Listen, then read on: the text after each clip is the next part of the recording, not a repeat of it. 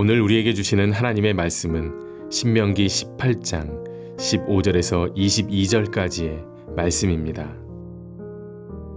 내 하나님 여호와께서 너희 가운데 내 형제 중에서 너를 위하여 나와 같은 선지자 하나를 일으키시리니 너희는 그의 말을 들을지니라. 이것이 곧 네가 총회의 날에 호렙산에서 네 하나님 여호와께 구한 것이라. 곧 네가 말하기를 내가 다시는 내 하나님 여호와의 음성을 듣지 않게 하시고 다시는 이 큰 불을 보지 않게 하소서. 두렵건대 내가 죽을까 하나이다 하매 여호와께서 내게 이르시되 그들의 말이 옳도다. 내가 그들의 형제 중에서 너와 같은 선지자 하나를 그들을 위하여 일으키고 내 말을 그 입에 두리니 내가 그에게 명령하는 것을 그가 무리에게 다 말하리라. 누구든지 내 이름으로 전하는 내 말을 듣지 아니하는 자는 내게 벌을 받을 것이요 만일 어떤 선지자가 내가 전하라고 명령하지 아니한 말을 제 마음대로 내 이름으로 전하든지 다른 신들의 이름으로 말하면 그 선지자는 죽임을 당하리라 하셨느니라. 내가 마음속에 이르기를 그 말이 여호와께서 이르신 말씀인지 우리가 어떻게 알리오 하리라. 만일 선지자가 있어 여호와의 이름으로 말한 일에 증언도 없고 성취함도 없으면 이는 여호와께서 말씀하신 것이 아니요 그 선지자가 제 마음대로 한 말이니 너는 그를 두려워하지 말지니라. 아멘. 인간 존재의 불안은 우리가 미래를 알지 못하는 데서부터 비롯됩니다.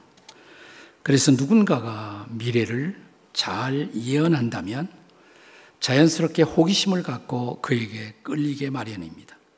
그래서 어느 나라, 어느 사회, 어느 지역에서나 미래를 점치는 예언 장사는 인기 있는 비즈니스로 등장합니다. 그리고 수많은 미신들이 거기에서 파생하는 것도 사실입니다. 그래서 우리는 아주 자주 건강한 하나님 신앙과 또 우리에게 궁극적으로는 유익하지 못하고 유해한 미신의 차이를 분별하기 어려운 숙제 앞에 직면합니다. 그런데 성경은 하나님의 백성들은 이런 주술적 미래를 점치는 행위에 현혹되지 말아야 한다라고 경고합니다. 자, 오늘 함께 읽은 본문에서 모세는 신명기 18장 9절 이하 14절, 오늘 본문 바로 직전에 있는 말씀 속에서 하나님의 백성들이 이런 주술적 행위에 미혹되지 말 것을 경고하고 계십니다. 자, 한번 같이 읽겠습니다. 신명기 18장 9절입니다. 같이 읽습니다. 시작. 네 하나님 여호와께서 네게 주시는 땅에 들어가서는 너는 그 민족들의 가증한 행위를 본받지 말라. 그렇다면 우리가 본받지 말아야 할 그 가증한 행위는 도대체 무엇일까요? 자, 신명기 18장 이어지는 10절과 11절의 말씀입니다. 같이 읽겠습니다. 시작. 그의 아들이나 딸을 불 가운데 지나게 하는 자나 점쟁이나 길흉을 말하는 자나 요술하는 자나 무당이나 진언자나 신접자나 박수나 초혼자를 너희 가운데 용납하지 말라. 세계적으로 건강한 영향을 끼쳐주시고 고인이 되신 전도자 빌리그레암 목사님이 어느 날 기자들과의 인터뷰를 통해서 이런 질문을 받았다고 합니다. 목사님은 당신은 앞으로 10년간 세상에서 어떤 일이 일어나리라고 생각하십니까? 이때 빌리그레암은 유명한 이런 대답을 했어요. 난 미래를 몰라요. 그러나 그 미래를 누가 붙들고 있는가를 저는 알지요. I do not know the future, but I know who holds the future. 나는 미래를 모르지만 누가 그 미래를 붙들고 있는가를 알고 있습니다. 나는 오직 그분을 신뢰하고 살아갈 따름입니다. 자, 우리가 신뢰하고 따라갈 그분은 누구겠어요? 하나님이시죠. 하나님의 아들 예수님이십니다. 성경은 미래를 말하는 자를 가리켜서 예언자라고 말하기도 하고요. 미래를 본다는 의미에서 선견자라는 표현을 사용하기도 합니다. 혹은 보다 광범한 단어로 선지자라고 말합니다. 오늘 우리가 함께 읽은 본문은 포괄적으로 하나님이 쓰시는 모든 선지자들에 대한 하나님의 견해를 담고 있습니다. 그런데 본문에서 중요한 것은 그 선지자 가운데서도 가장 중요한 한 선지자, 성경은 정관사를 붙여서 그 선지자가 말합니다. The prophet, 그 선지자. 그 선지자는 바로 예수 그리스도에 대한 예언이에요. 우리가 그분을 주목해야 한다는 사실을 오늘 본문은 가르칩니다. 자, 모세는 하나님이 일으켜 주실 그 선지자, 이렇게 장차 오실 그리스도를 표현하고 있는 것입니다. 그렇다면 오늘 본문을 통해서 장차 오실 하나님이 일으키실 그 유일한 선지자가 예수 그리스도라는 것을 우리는 어떻게 알 수가 있습니까? 예수님이 그 유일한 선지자 혹은 그리스도가 되신 세 가지 증거를 본문은 가르칩니다. 그 첫째는 이스라엘 백성 중에 한 형제로 오실 분이라고 말합니다. 한번 따라서 보세요. 이스라엘 백성 중에 한 형제로 오실 분. 자, 본문의 15절의 말씀을 같이 읽겠습니다. 15절입니다. 시작. 네 하나님 여호와께서 너희 가운데 네 형제 중에서 너를 위하여 나와 같은 선지자 하나를 일으키시리니 너희는 그의 말을 들을지니라. 지금 이 말씀은 모세가 하고 있는 거예요. 자, 그런데 모세가 이스라엘 백성 중에서 나와 같은 혹은 나를 넘어서는 선지자가 앞으로 일어날 것이다 라고 말하는 것입니다. 이스라엘 백성은 구속사적으로 하나님이 선택한 특별한 백성이었습니다. 그런데 그 하나님 백성 중에서 그 백성을 인도할 인도자가, 선지자가 일어나겠다는 것입니다. 바로 그분이 예수 그리스도이신 것입니다. 자, 이제 이스라엘 백성들이 광야를 거쳐 약속의 땅에 들어가기에 앞서서 이스라엘 백성들은 모세가 자신의 죽음을 예언하자 깊은 상심 속에 잠겼습니다. 앞으로 누가 우리를 인도할 것인가? 그때 모세가 주신 말씀이 본문의 말씀이에요. 나는 떠나도 나와 같은 혹은 나를 넘어서는 지도자가, 선지자가 일어나게 될 것이다. 너희는 그의 음성을 들어야 한다라고 말씀하는 것입니다. 자, 그런데 바로 그분은 이스라엘 형제 중에서 일어나게 될 것이라고 말씀합니다. 자, 메시아 혹은 구세주 그리스도는 이스라엘 백성들의 계보를 통해서 앞으로 오실 분이라는 것을 예언한 것입니다. 그것이 바로 신약이에요. 자, 구약을 지나서 우리가 신약을 열면 신약의 첫 번째 책, 첫 번째 페이지, 마태복음 1장 1절이 바로 이러한 예언의 성취를 보여주는 것으로 열립니다. 같이 읽겠습니다. 마태복음 1장 1절 다 같이 시작. 아브라함과 다윗의 자손 예수 그리스도의 계보라. 아브라함은 바로 이스라엘 백성들의 실제적 약속의 조상이죠. 그리고 다윗은 이스라엘 백성들을 인도하는 가장 존경받을 그들의 확고한 지도자로 예언된 것입니다. 그런데 바로 아브라함과 다윗의 계보를 타고 메시아가, 그리스도가 오실 것이라고 예언된 것입니다. 자, 우리가 마태복음 1장 17절을 보시면요, 거기 세 번에 걸쳐서 14대란 말이 나와요. 아브라함부터 다윗까지 14대가 지나가고, 그 다음에 다윗부터 이스라엘 백성들이 바벨론 포로로 잡혀가기까지 다시 14대, 14제너레이션이 지나가고, 다시 바벨론 포로부터 예수님이 태어나시기까지 14대가 지나간다는 것입니다. 하나님의 특별한 플랜, 하나님의 특별한 섭리 중에서 그분은 오신다는 것입니다. 자, 그리고 드디어 이제 마태복음 1장 16절의 말씀을 함께 보시겠습니다. 같이 읽습니다. 시작. 야곱은 마리아의 남편 요셉을 낳았으니 마리아에게서 그리스도라 칭하는 예수가 나시니라. 바로 이제 요셉과 마리아를 통해서 예수님이 태어나셨다고, 그 예수님이 그리스도라는 것입니다. 하나님이 기름 부어 보내실 선지자, 구세주, 메시아라는 것입니다. 자, 이제 예수께서 이 땅에 오셔서 요단강에서 침례 요한에게 침례를 받으세요. 이 사건은 바로 예수님이 그리스도로 선포되는 아주 중요한 사건입니다. 마태복음 3장 17절의 말씀을 함께 같이 읽겠습니다. 다 같이요. 시작. 하늘로부터 소리가 있어 말씀하시니 이는 내 사랑하는 아들이요 내 기뻐하는 자라 하시니라. 이것이 예수님의 그리스도 되심에 대한 세상을 향한 선포식이라고 할 수가 있어요. 자, 그런데 그 후 예수님은 다시 당신이 선택한 제자 베드로, 야고보, 요한 세 사람을 데리고 어느 날 높은 산에 올라가십니다. 우리가 흔히 그 산을 변화산이라고 말합니다. 올라가시자마자 예수님 양 옆에 모세와 엘리야가 등장해요. 구약시대의 인물인 모세와 엘리야가 등장해요. 그리고 가운데 계신 예수님이 놀라운 빛 가운데 영광스러운 모습으로 변형되는 모습을 제자들이 보게 된 것입니다. 그리고 그 순간 하늘을 덮고 있던 구름을 사이로 해서 한 음성이 들려옵니다.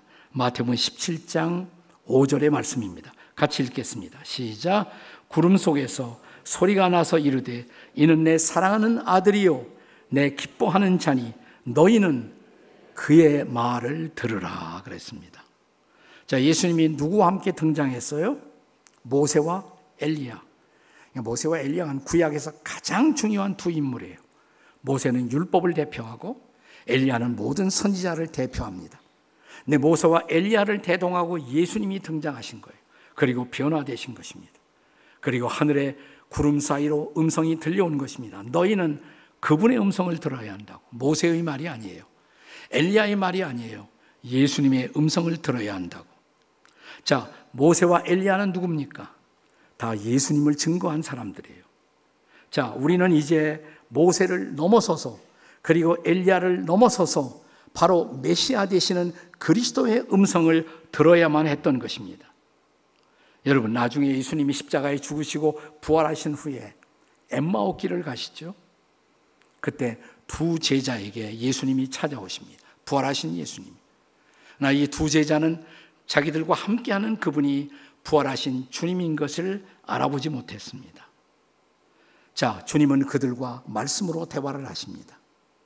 그리고 그들에게 마침내 이렇게 책망하는 장면을 기억하십니까?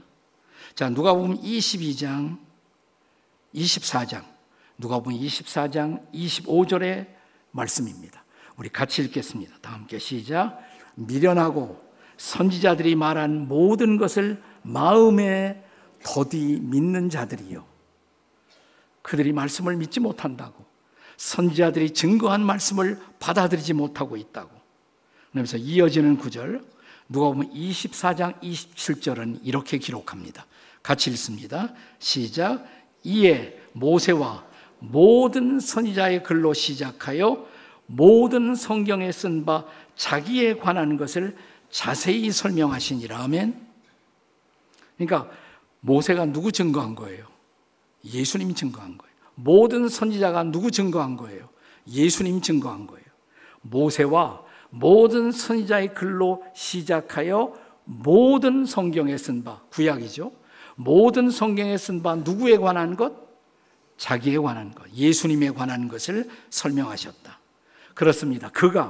그 예수님이 바로 구약에서 예언된, 그리고 구약에서 기다리던 하나님의 아들이신 메시아 그리스도였던 것을 여러분 믿으시기 바랍니다.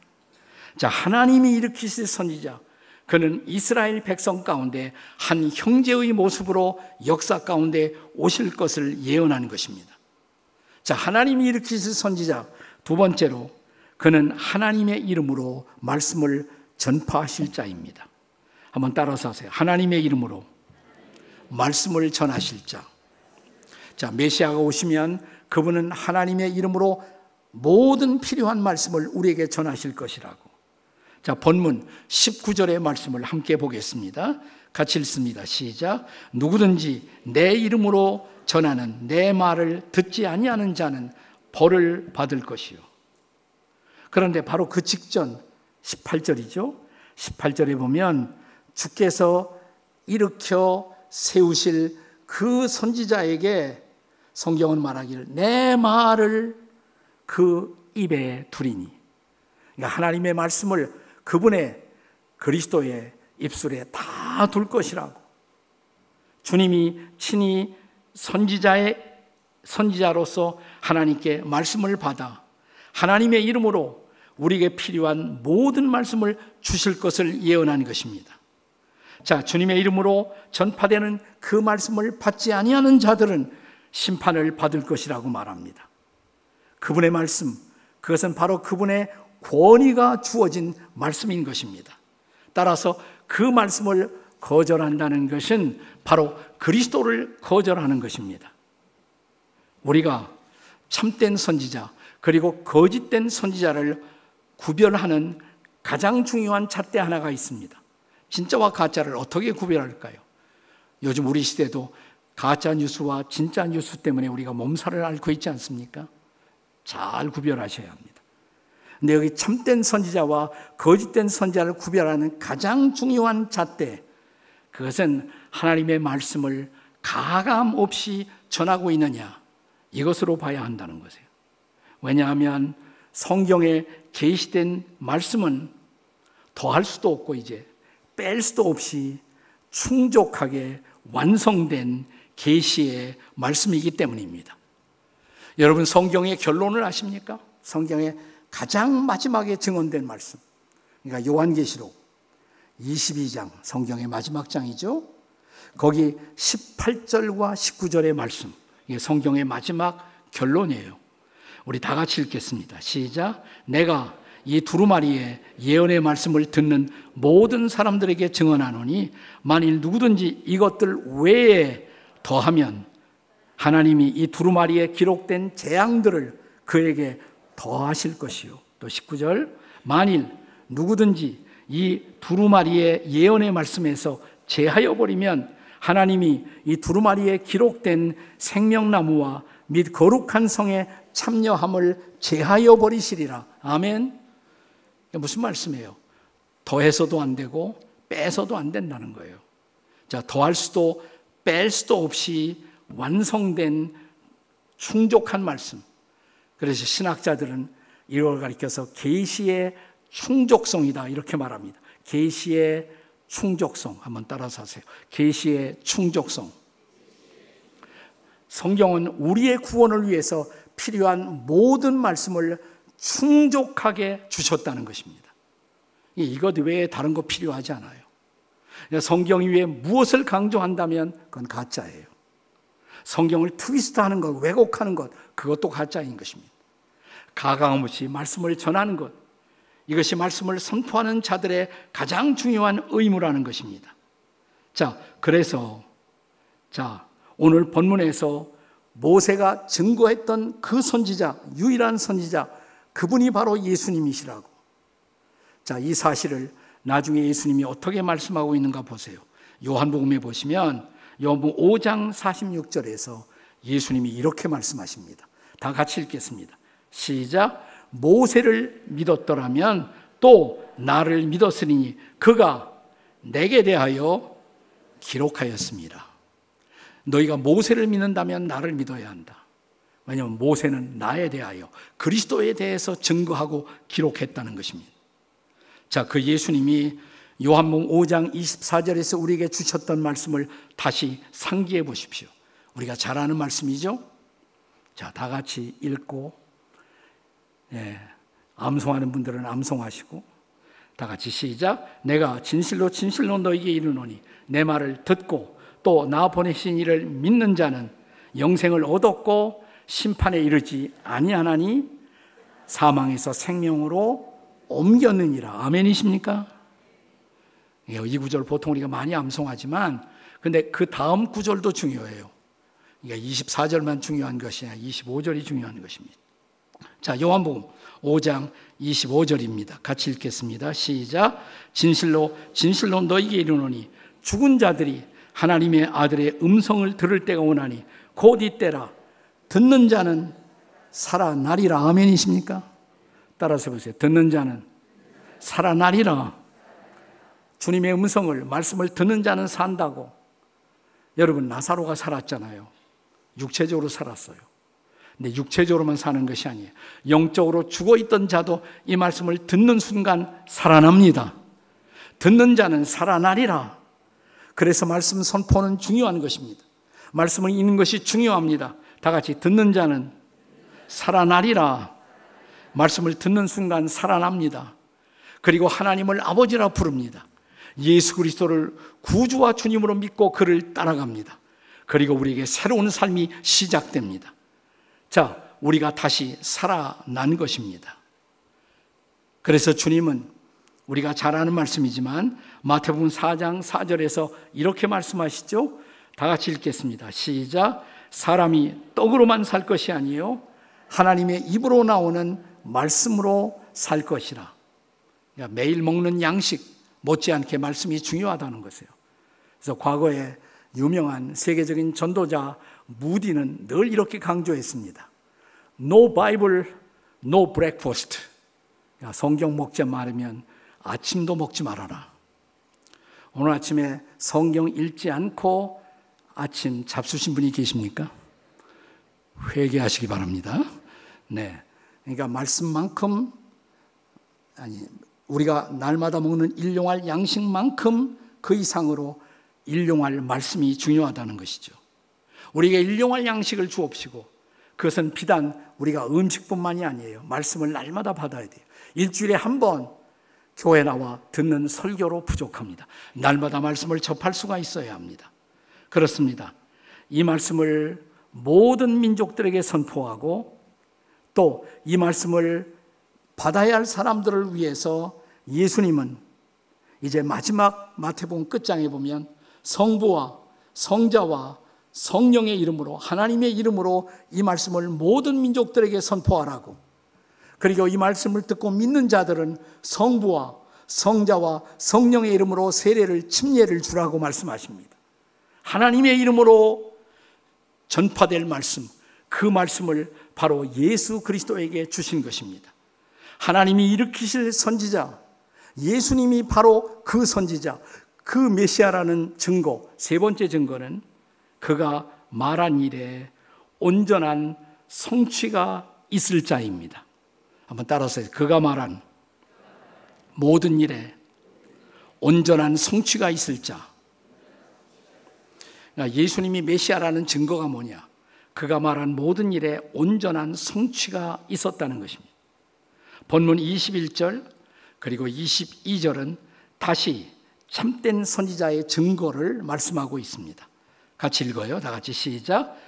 내가 마음속에 이르기를 그 말이 여호와께서 이르신 말씀인지 우리가 어떻게 알리요 하리라.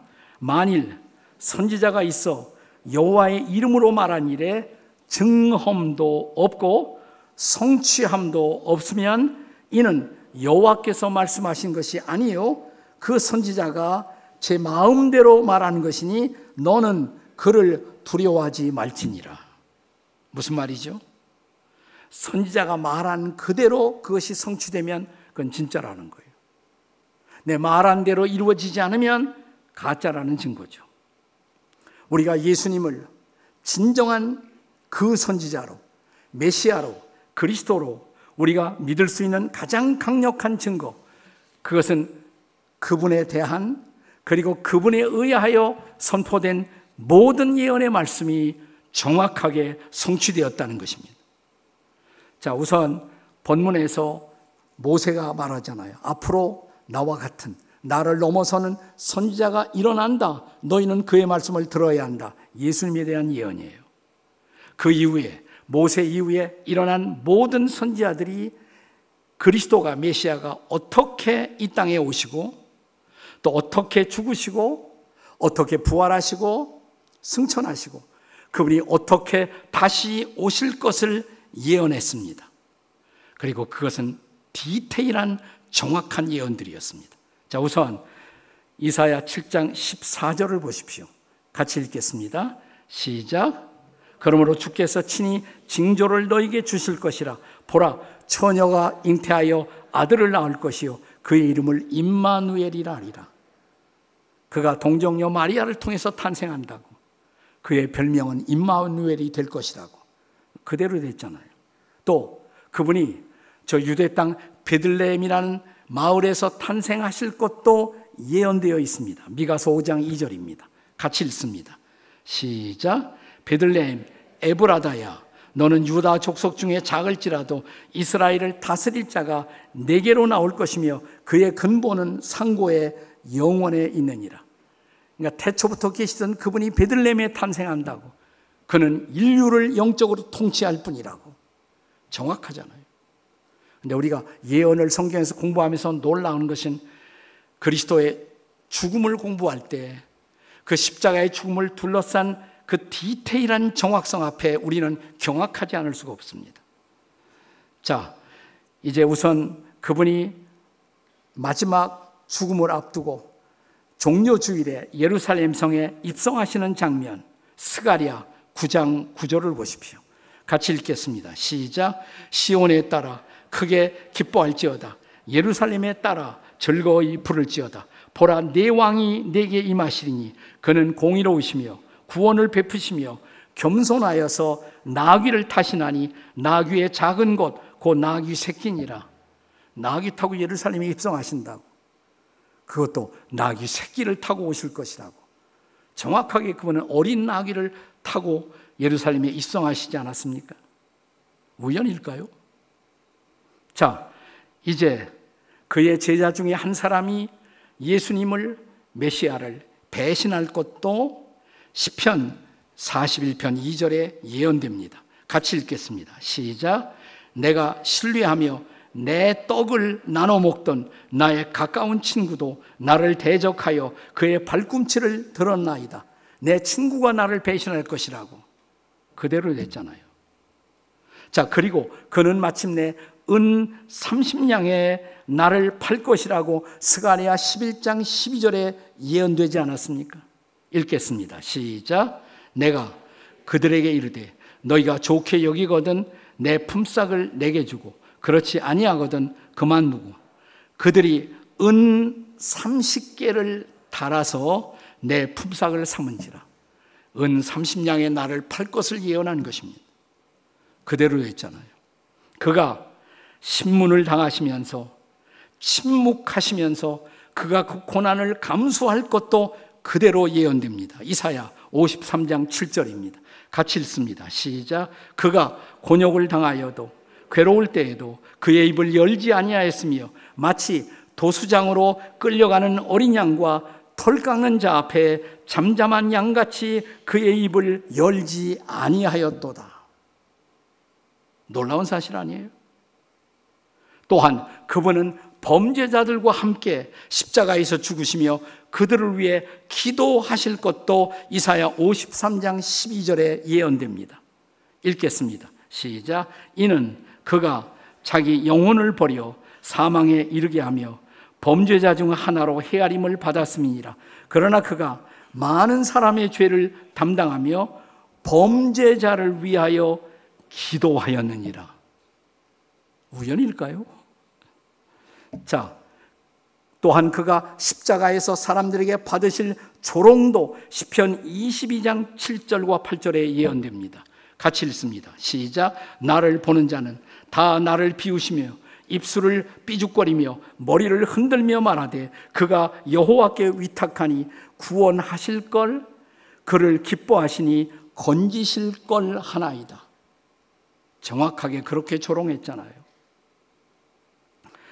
사랑하는 여러분, 시편 53편 5절보다 더 정확한 십자가의 사건의 예언이 존재할 수 있을까요?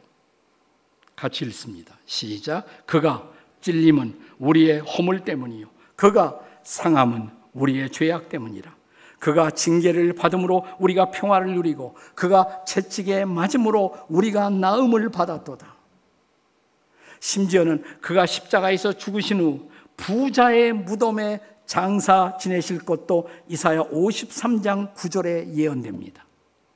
같이 읽습니다. 시작. 그의 무덤이 그가 죽은 후에 부자와 함께 있었도다. 그러나 무덤에 들어간 그의 육체가 썩지 아니하고 부활하실 것도 시편 16편 10절에 예언됩니다. 같이 읽겠습니다. 시작. 주께서 내 영혼을 스올에 버리지 아니하시며 주의 거룩한 자를 멸망시키지 않으실 것이며. 이건 새로운 번역인데 옛날 번역에 보면 주께서 거룩한 자를 썩지 않게 하실 것이며 그랬어요. 그게 더 좋은 번역인데 왜 이렇게 번역했는지 모르겠어요. 그 거룩한 자의 몸을 썩지 않게 하실 것이다. 그는 무덤에 들어갔지만 그가 부활할 놀라운 사실을 예언하고 있는 것입니다. 이런 디테일한 예언의 정확성 앞에 여러분 뭘 느끼십니까? 이것이 하나님의 말씀이 아니란 말입니까? 할렐루야. 우리 예수님, 바로 모세가 예언하고 모든 선지자들이 예언했던 바로 그분, 우리의 구주, 우리의 그리스도, 우리의 메시아, 바로 우리의 구원자인 것을 믿으시기 바랍니다. 그는 지금 우리에게 이 놀라운 말씀을 주셔서 우리가 그 말씀을 들으며 말씀을 붙들고 살 것을 기대하십니다. 여름철입니다. 날이 덥습니다. 여러분 휴가철 가는 일은 필요하고 중요한 일입니다. 거기 가서 괜히 딴 거 하지 마시고 이럴 때 한번 성경 통독하세요. 말씀 묵상하시고 말씀을 통해 말씀의 주인이신 그리스도와 교제하시고 그리고 은혜 받고 돌아오세요. 그러면 그 휴가는 갈만한 것입니다. 이 더위에 간다고 더위만 먹고 돌아오는 인생이 되지 마시기를 바랍니다. 다시 한번 오늘 설교의 중요한 결론, 더위 먹지 말고 은혜 먹으시기를 주의 이름으로 축원합니다. 한번 해보세요. 옆에 사람에게 더위 먹지 말고 은혜 먹읍시다. 이렇게. 그 은혜 먹으려면 뭐 해야 돼요? 말씀을 가까이 해야 돼요. 하나님이 주신 거룩한 말씀, 가감할 수 없는 예언의 말씀, 우리의 삶의 행로, 우리의 삶의 정로를 보여주는 놀라운 말씀, 이 말씀을 묵상하시고 말씀을 붙들고 하나님의 은혜의 터치를 경험하는 이 아름다운 여름이 되시기를 주님의 이름으로 축복합니다. 축원합니다. 기도하시겠습니다.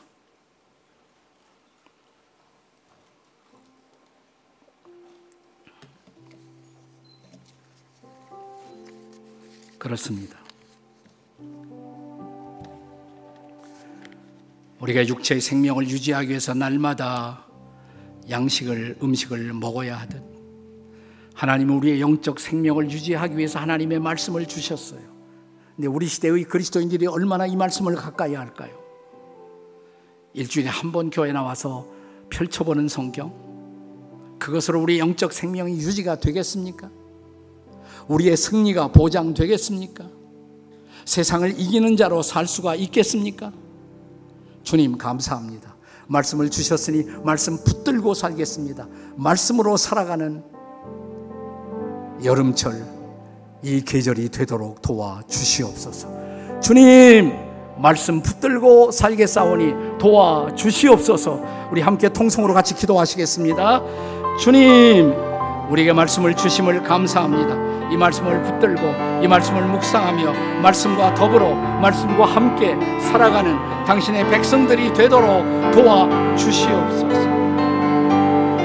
살아계신 하나님의 은혜로 주신 이 말씀을 붙들고 우리의 행보를 말씀 위에 세우고 옮겨가는 우리가 되도록 하나님 아버지, 시편 기자들처럼 주의 말씀은 내 발의 등이요 내 길의 빛이라고 고백하는 우리가 되게 해 주시옵소서. 이 여름철 말씀을 가까이 하게 하시고 이 말씀으로 우리의 영혼이 살아나고 우리의 영혼이 하나님의 은혜를 먹고 피어나는 놀라운 시간들이 될 수 있도록 이 계절을 축복해 주시옵소서. 예수님의 이름으로 기도합니다. 아멘.